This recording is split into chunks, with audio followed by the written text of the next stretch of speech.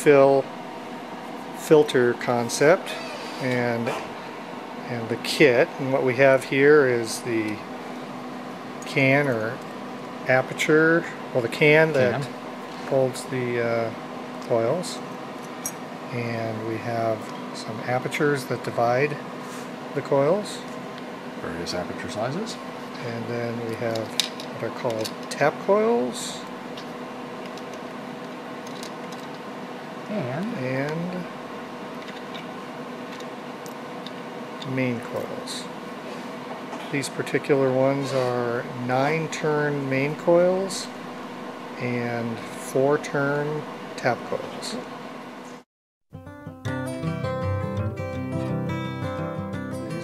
And as you can see in a kit, we can have various main coils and tap coils. In this particular kit we go from 10 turns down to 6, and with tap coils from 1 to 8 turns. Right. To build the filter, we take main coils and connect them to tap coils, like such. As such, I said.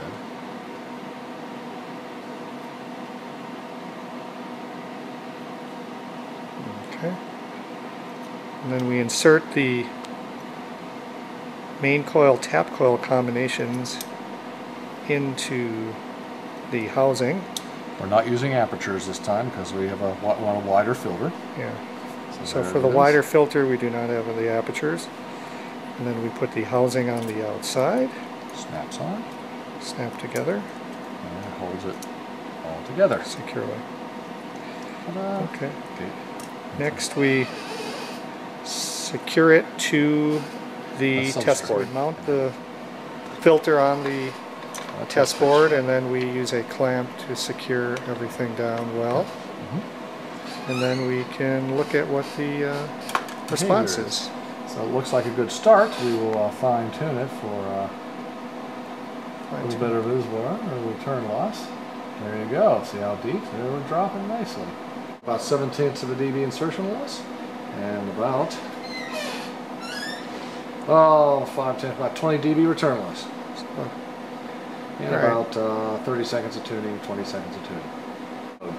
Quarter wave mode, 285 megahertz, 20 dB return loss, and what percentage bandwidth? About 15%, 14%. Well, 14. We have no aperture, so that's what we have. 14% bandwidth. So that's the response. Okay. C here is the 285 megahertz center frequency, and we see good filter, about 10% bandwidth. Yep. I can say 10 or 15% bandwidth. The rejection is 10 dB per division, and 25 megs per division. And 25 megs per division. Insertion loss is roughly 0.75 dB. And so this is the 1/4 mode. Right, and then we can also tune up the filter for the 3/4 wave mode. And this one tunes up at 915 megahertz with a 15% bandwidth.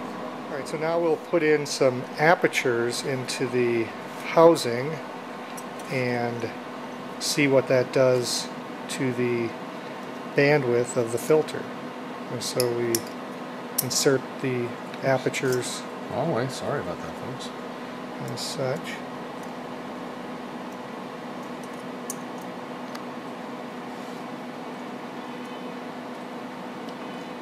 Alright, and so with the aperture added, we went down in bandwidth from roughly 14% down to 4%, or about 11 megahertz bandwidth.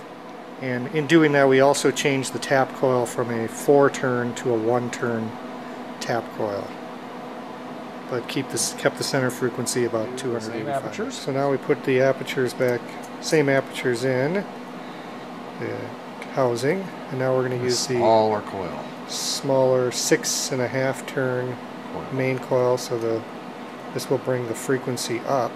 As soon as I figure out how to get it in there. Ta-da! Okay, 6.5 turn coils are installed. Apertures are installed. Adding the apertures and putting it on the test board.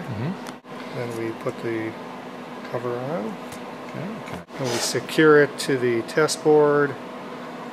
And we get a nice filter response centered at 448 megahertz with 26 megahertz bandwidth, which works out to be about 5.7% percentage bandwidth, with currently about 2 dB insertion loss and a return loss of greater than 10 dB.